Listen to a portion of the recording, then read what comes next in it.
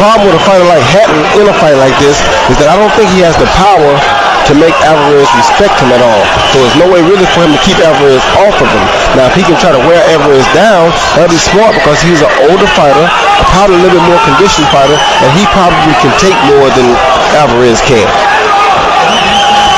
He made weight. Came into this fight in better condition. Hatton. His campaign mostly at 147, and he only has 16 knockouts in his 47 pro fights.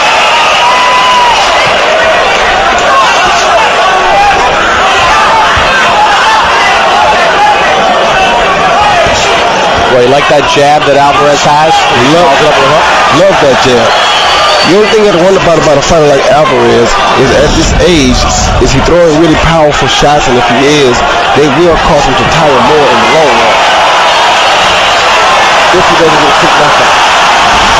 So a left and then a right hand that landed to the head of Hatton. Hatton tries to come back. Alvarez blocks the offensive. 1 second. See Hatton's games.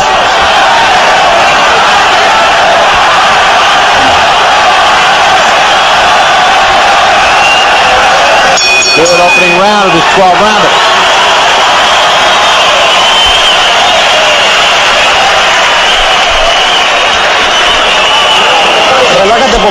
Relax a little bit. Relax. Breathe now. Your mouth guard. Breathe. You did things very well now. The only thing, you're like you weren't very intent on what you were doing. You gotta be careful because you can connect you with one punch. Be more attentive and bend your waist. But you gotta be very careful because he's got two hands. Remember that. You gotta work that jab. Good jab, you're going to come out, bang, bang, and counter with your right hand if you can, but just get that jab in his face. Get them fast hands working it, turn him. Remember, just keep nice and tight. It's really good, yeah? Really good. Doing really well, right? Let's go, nice and tight now. In the first round, Alvarez landed 16 punches according to CompuBox of 59. 13 of them power connects, 13 of 35. Hatton just 7 of 42 overall. Hatton comes out with a double jab and a right hand to start round 2.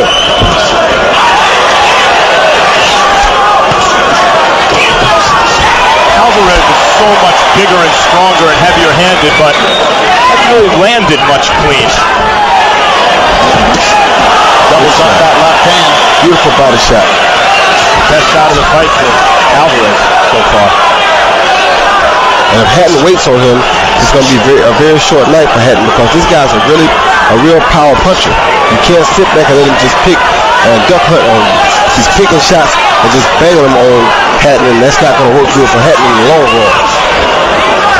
What should Hatton be doing, Roy? He got to attack and make it an ugly fight. Don't let the kid sit out and sit up. The kid is younger, he's bigger, he's stronger, so you must get close to him and make it an ugly fight. You stay outside, you're not going to beat him. Like that. He needs to be a little Ricky Hatton, Roy. Exactly. He got to be a machine, like his brother.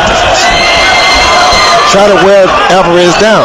We're working. He said he's going to change his rhythm, but I don't see him doing that much. I got to tell you, so far I think Matthew Hatton's fighting pretty well under the circumstances, considering all the advantages you just laid out for Alvarez.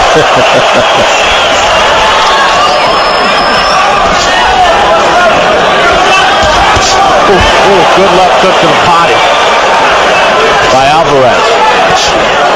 Speaking of baseball metaphors, I mentioned before, the punches sound different when Alvarez throws them. They thud differently than other fighters. Like I said, for a Mexican sensation, he's a very strong puncher. Well, look at his legs. I mean, look at thick calves, thick thighs. He's got a lot of power base. Everything about him is against the normal Mexican regiment. He looks Irish. He is Mexican. He looks Irish, and he fights George Foreman. Exactly.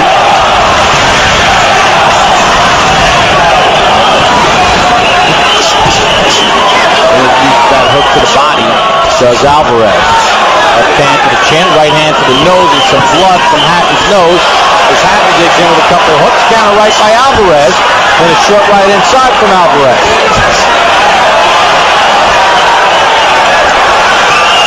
Oh, good left hook, right hand, left hook again. Blood streaming out of the nose of Hatton.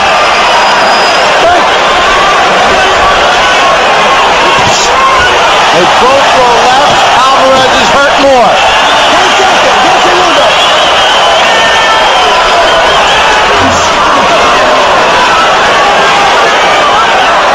No respect at all for Hatton's power.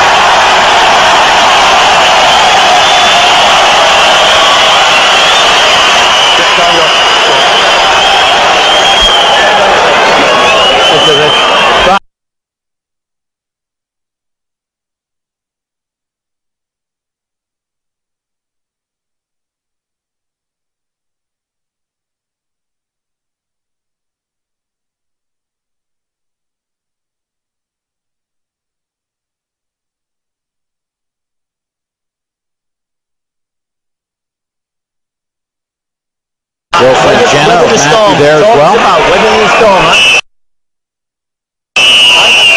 Get him jabs, remember, he's going to blow in the next half of the fight. Yep. Nice and tight, Matt. Alvarez landed 21 of 49 power shots as charted by CompuBox in round number 2. He really started to walk Matthew Hatton down at the end of that round. Started to care less about his power and started to impose his will on Matthew.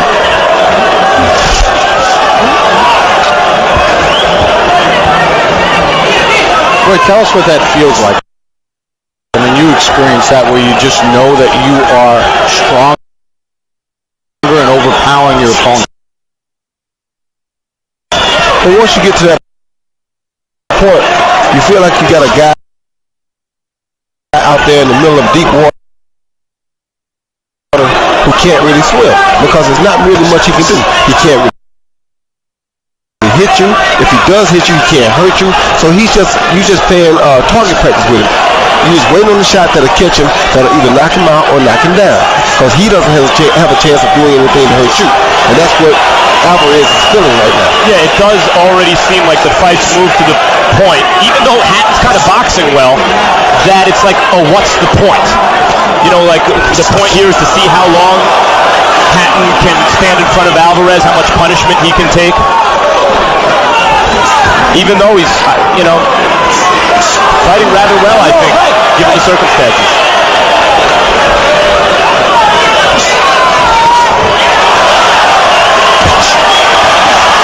Alvarez opens up, uses that left hook to start the sequence. Hatton rolls off the ropes. Watch your head!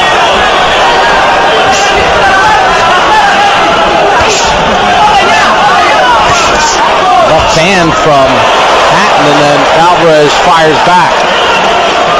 If Hatton could punch, this would be an interesting fight because the one thing about Alvarez that he will have to change later on is that he's not afraid of getting hit. He does not run from punches at all. I mean, he tries to cover up a little bit, but or move from them even. Exactly. He's never really been afraid to get hit. And I noticed that in a lot of his earlier fights. Hasn't really learned respect for a punch yet. Very clean. The head movement would serve him well. Stop.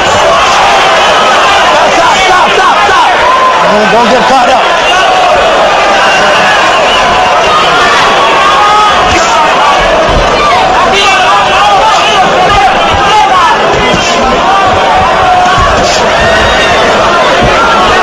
Roy, would you say that that's one of the areas of his game that he's got to improve upon as he moves up the ladder? His head, some head movement? Has to improve on, immediately. Because if he becomes champ tonight, he's going to become a target right away. A lot of guys sitting at home right now, such as Ricky Wright, praying that he wins and looks for an easier fight and that they can get in front of him because they see that he's capable of being hit and he doesn't really care about getting hit. And in pro boxing, that's one thing you have to learn to respect.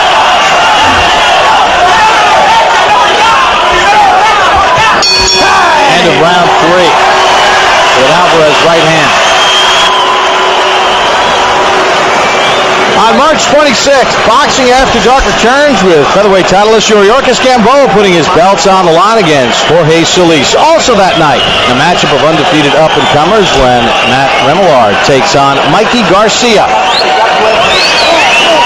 On March 30th, just days before the Final Four, Real Sports premieres with a special episode on the NCAA.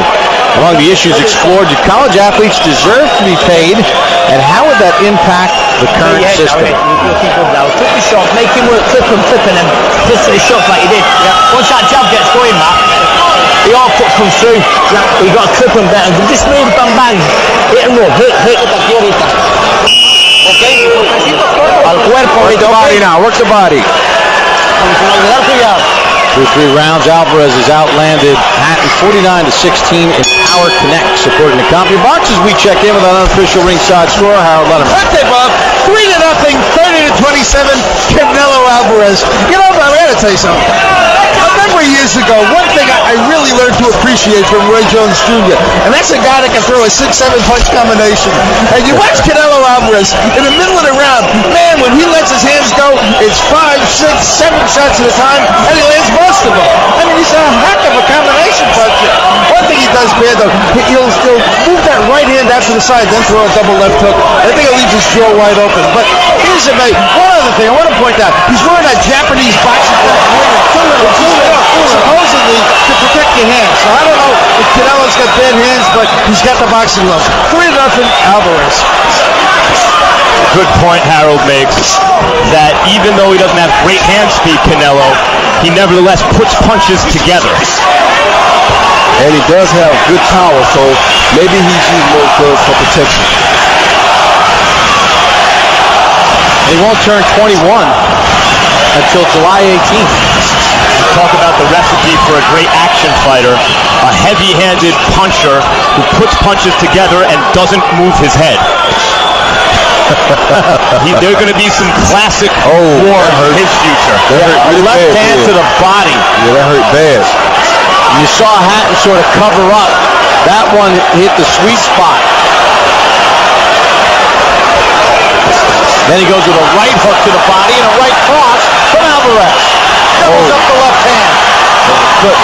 Cut over the left eye of Hatton.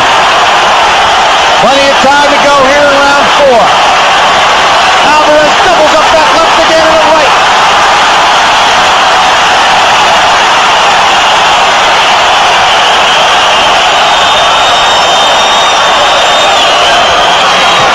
Oh, good shot.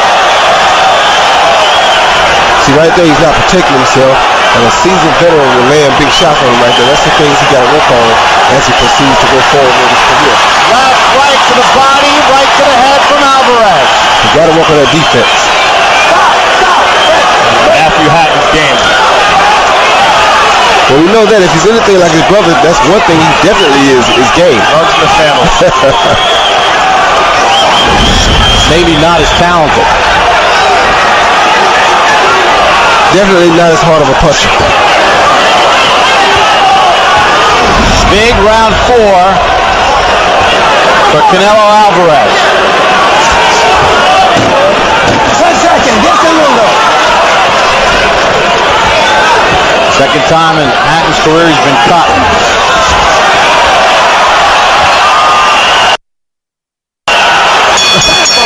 See Canelo try to motion the ref out of the way so he could get to Hatton.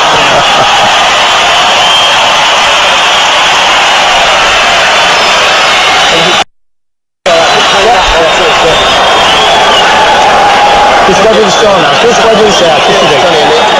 Funny, Nick. Just weather the storm. He's getting tired now, this kid. Just listen, Matt. You okay? Yep. Get your head back on it now.